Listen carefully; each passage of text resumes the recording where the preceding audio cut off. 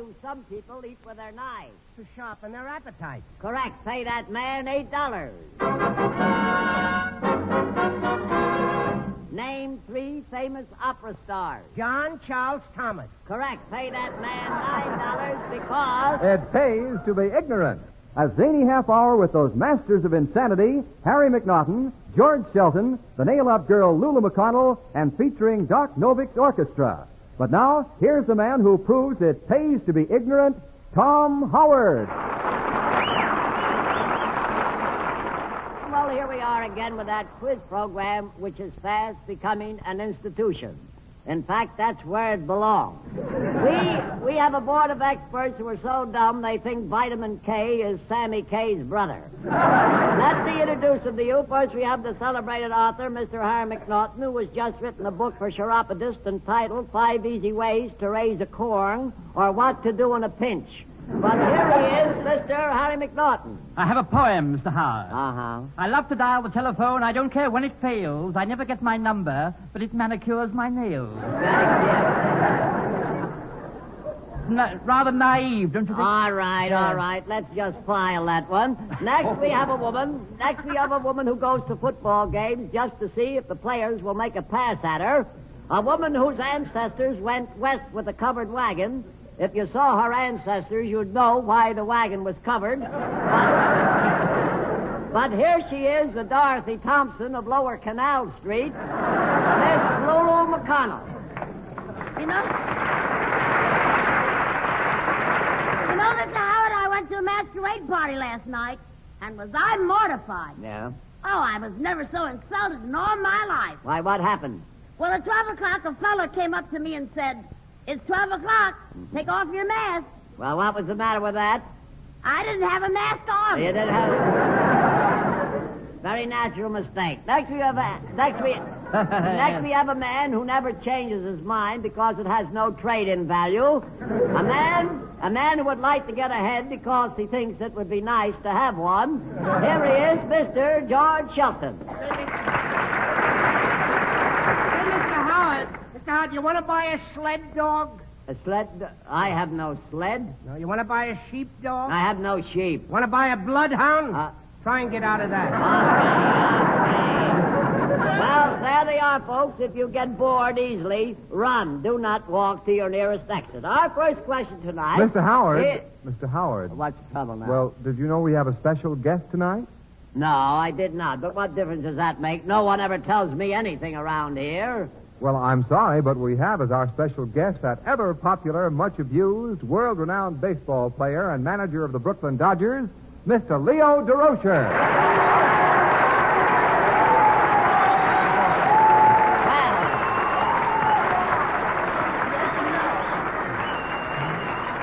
Well, how do you do, Mr. DeRocher, and welcome to It Pays to Be Ignorant.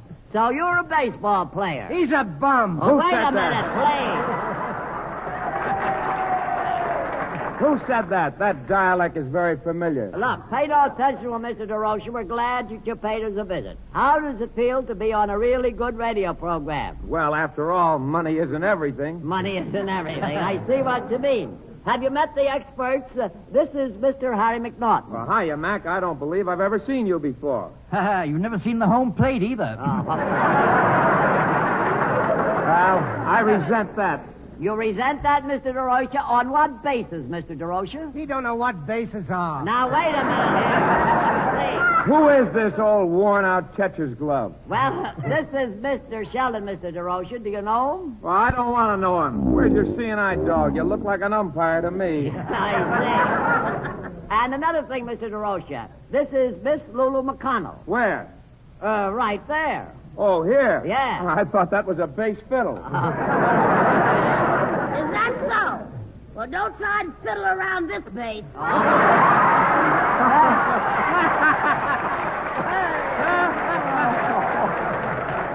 Oh, very good, Miss McConnell.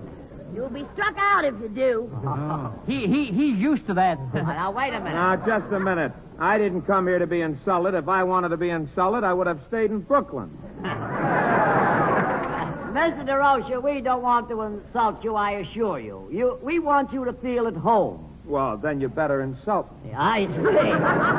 All right, well, here's the first question, folks. As you know, Mr. DeRocha, this is a quiz program. We try to answer questions.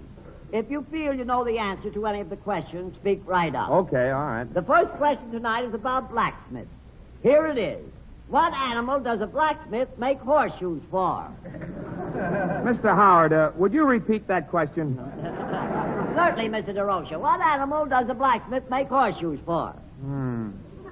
Well, I would have to come up here the night the questions are tough. I see. You know, Mr. Howard, my father used to be a blacksmith. Oh, I see. So that's why you're shaped like a bellows, I guess. When I was a little girl, I used to help my father shoe the horses. I see. When you were a little girl, they hadn't discovered horses yet, Miss McConnell. What did you do in the blacksmith shop, Miss McConnell? I was a fly shoer. A fly shoer? I didn't know flies wore shoes. No, wait a minute. I didn't say that. No? While my father was shoeing the horses, I used to chase the flies off the horses. I was a fly shoer. And your father was a horseshoer? That's right. You mean your father chased the horses? No. He shoed the horses. Isn't that what I said? He shoed the horses. He chased the horses. When you shoe flies, you chase them, don't you? Look, I shoed the flies off of the horses while my father shoed the horses. Your father shoed the horses That's right. off the flies. Wait a minute. How could a horse get on a fly? Mr. Howard, we're not here to answer silly questions. Look, when Miss McConnell said her father shoed the horses, she meant he put shoes on the horses. And when she said he shoed the flies, does that mean he put shoes on the flies? No. That's a different kind of a shoe. Well, we know that. We know the horse don't wear the same kind of shoes a fly does. We're not dumb. Can I say something here? No. Look, a fly don't wear shoes. What does he do, go around barefooted? No wonder he gets nails in his feet. Nails in his feet. You don't understand. While my father was shoeing the horses, I would stand by and keep the flies off the horses so they wouldn't kick my father. You mean the flies would kick your father? Cut it out, will you? No, the horses used to kick the flies. Can I say something here? No. Miss McConnell, do you mean to say that a great big horse would kick a poor little fly? I didn't mean the horses would kick the flies. Well, you don't mean the fly would kick the horses. No, the flies used to kick my father. Please. Why, was your father a horse? Would you permit me to say a word here? No. Say, why don't you go back to Brooklyn? I will not. It's safer here. So you lost again today, huh? Wait a minute, please. Never mind. It's so insulting. Tell me, Miss McConnell, when one of these nasty little flies would kick your horses, what was his reaction? Wait a minute. How could a fly kick a horse? Maybe it was a horse fly. Maybe it was a...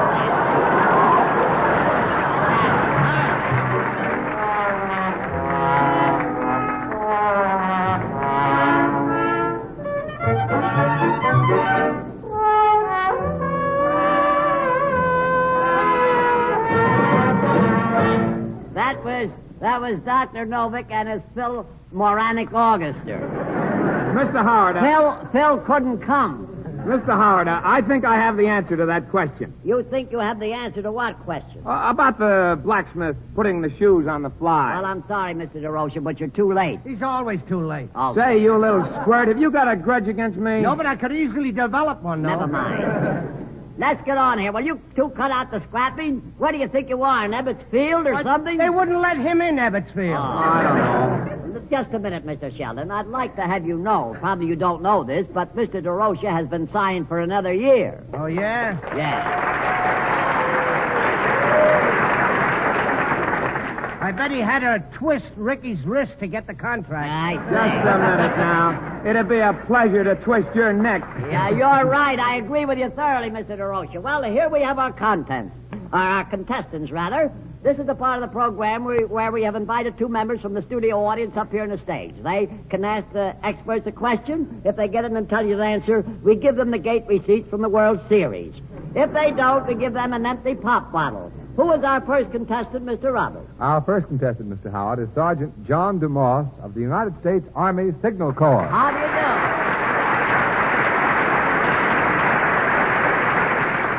How do you do, Sergeant DeMoss, and welcome to our program. It's a pleasure indeed to have you here with us. How do you feel, Sergeant? Fine. That's Pleasure to good. be here. Where's your hometown? Would you care to tell us? Hollywood. Hollywood. Oh, I Hollywood, California, where people marry for better or for worse, but not for long. We're glad to have you with us. Boy, Hollywood, California. That's right. Well, strike me out and call me DeRocha. I see. You know, I used to work in that town. I was a baseball player in a baker shop. You were a baseball player in a bakery shop? Yeah, he used to catch flies. Very good. He used to catch flies. That's more than he ever did. All right. Mr. Howard, that bum stole the gag right out of my mouth. Uh-huh. He should have left it there. If there's any place a gag belongs, it's in your mouth. Now, cut it out. We have a guest here. Pardon the interruption, Sergeant. What did you do before you entered the service? I was a photographer. Oh, a photographer in Hollywood. That's fine. Nice work, you know. A photographer's nice work. It is. Just sit in a dark room and wait for things to develop. Wait for things. Very clever, Mr. Sheldon. I noticed you have a decoration there on your lapel. Is that right? You've seen action, I take it. That's Where'd you right. been? Would you care to tell us? Aleutian Islands on Kiska. And Tisca. My goodness, that's marvelous. Kiska? So you were in Tisca. Yeah, Kiska. You know, I saw that picture You saw what picture? with Ronald Coleman and Marlene Dietrich. Cut it out, will you? That's Kismet. Oh, Mr. Howard, that's a lovely song, you know. Kismet again. Miss McNaughton. You Boy. know, Miss McNaughton, you come from a family of imbeciles. You said it, brother. You said it, brother. Oh, never mind.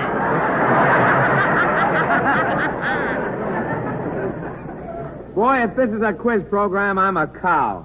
Well, this is a quiz program. How about 2 quarts? Cut it out.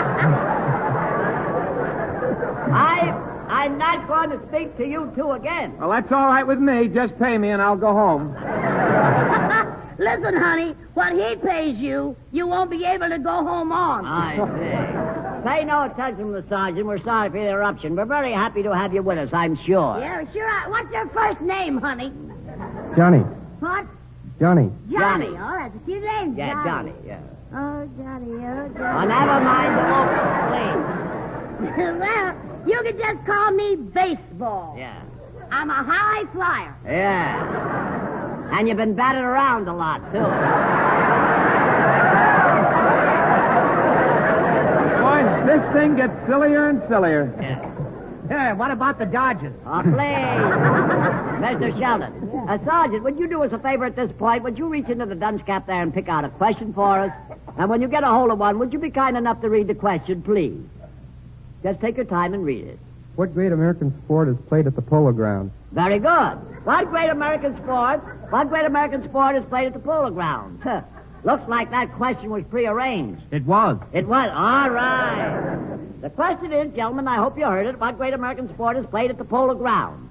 Polo, Mr. Howard, polo. No, they don't play polo at the Polo Grounds. No, where do they play it? They play it on a polo field. I thought they played it on a horse. On a horse. Certainly they play it on a horse. I don't play polo on a horse. You don't play polo on a horse? What do you play it on? I don't play it at all, so what do I need a horse for? I see. I don't play it. I've been stupid. Never mind. Well, if you played it, you would play it on a horse. I thought you played polo on a polo field. The horse plays it on a field. The horse plays polo? That I must see. That's right. Well, what does a horse do? Ride on another horse? No, cut it out. He rides a jackass. Get on to yourself, Mr. Howard. Get on. Look, they play polo on a polo field on a horse. You've got to have a horse to play polo. Now, is that clear? Mr. Howard, they could play it on a bear. couldn't they? A bear? A polo bear? I expect A polo bear. That's Yeah, comical, all isn't it? right. A po- There we go. A polo bear!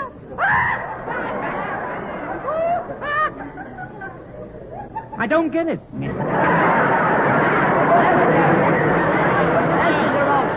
Mr. DeRocha, will you please tell them what they play at the Polo Grounds? Certainly. They play baseball. I know. They use the polo grounds to play baseball. You mean they play baseball on polo ponies? No, they play it on polo bears. Wait. Wait a minute. They play baseball on polar bears? Yeah, that's the way he plays it. Ah, cut it out, please. Look, bears do not play baseball. No, but the Cubs do. The Cubs...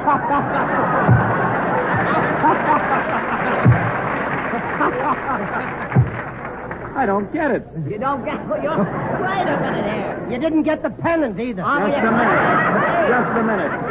I'm signed for 1945. How about you? Yeah, he signed it for 65. That's when he gets his Social Security. Mr. Howard, I still say you can't ride a polar bear. All right. You might ride it with a saddle, but you cannot ride a polar bear. You cannot ride a polar You get it? Cut it out. I don't want it.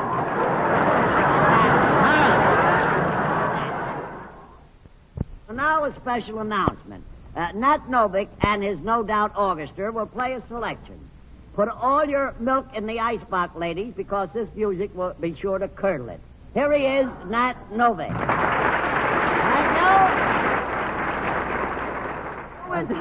Who is our next contestant, Ken Roberts? Our next guest, Mr. Howard, is Yeoman Second Class Roddy Wilson of the United States Ways. Oh, a nice little hand for Roddy. How do you do, Roddy? And welcome to What Pays to Be Ignorant. Where's your hometown, would you care to tell us? St. Albans, Vermont. St. Albans, Vermont. Very nice town to remember. Up in the marble country. We're very glad to have you with us. What are you doing in New York? On a visit? Just on a visit. Yes. Are you enjoying yourself? Very much. Very good. Mr. Howard, Miss Wilson's a very charming girl, isn't she? Yes, she is. You have an eye for beauty, Mr. McNaughton. Yeah, the other one he uses for reading. I reiterate, Miss Wilson is a very, very charming girl. Mr. McNaughton, please, will you stop flirting with our guests? Why is it no one ever flirts with me? Does anyone flirt with a ration book after all the stamps are gone? Very good. Hey! Oh, I don't know. Miss McConnell has a good point. Well, I don't know about points, but she'd make a good baseball pitcher. She would? And she has plenty of curves. Mr. DeRocha, you made a hit with that one. He never made a hit in his life. Will you cut it out, please? Say, you bum you. Who gave you your last pass? I don't need a pass. I got in on my face. Yeah. Well, another crack like that and you'll go out of here the same way. I am trying to agree with you. I'm sorry for this interruption, Miss Wilson. How long have you been in the service? A year and a half now. Congratulations. Are you married? No, I'm not. You're not married. Charming girl, isn't she, Mr. Howard? Yeah, all right. Never mind. Will you do us a favor here? Would you reach into the dunce cap there and pick out a question for us, please? And would you be kind enough to read the question?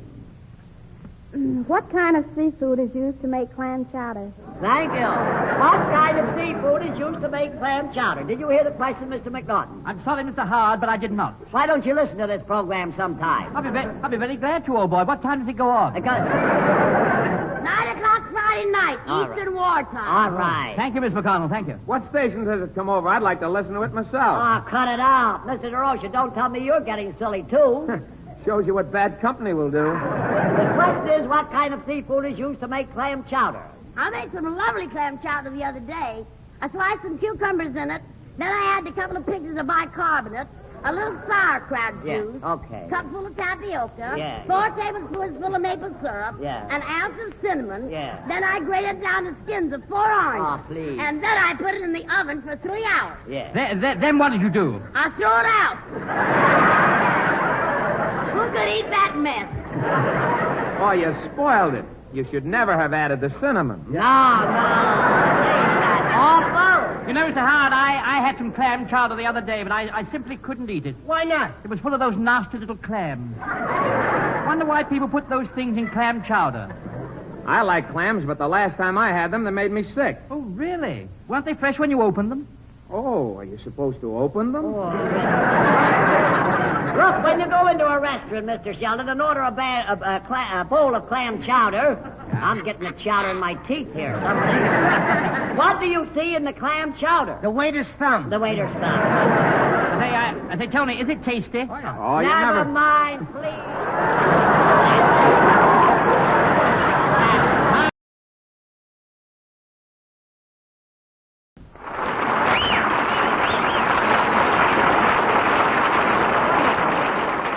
Now, here is the crackpot question. See if you can get it. Here it is. What animal is called the king of beasts? He is used as the trademark for the Metro-Goldwyn-Mayer pictures.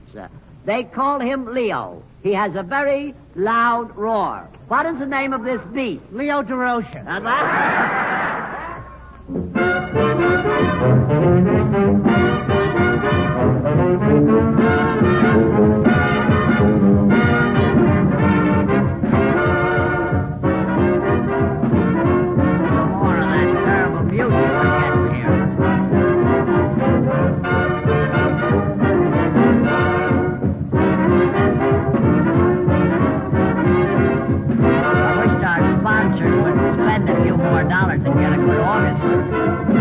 One day as I was walking down the avenue, I met a funny fellow with a funny point of view. Folks.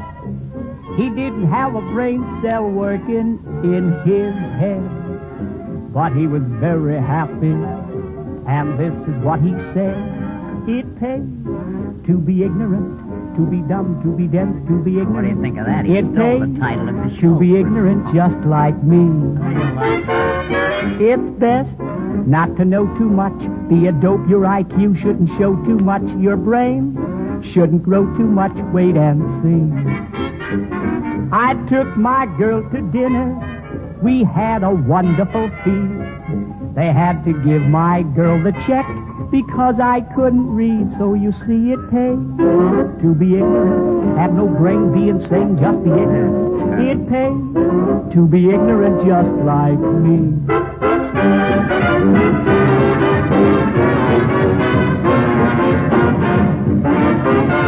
Ladies and gentlemen, this is not Frank Blank's orchestra. This is the Armed Forces Radio Service.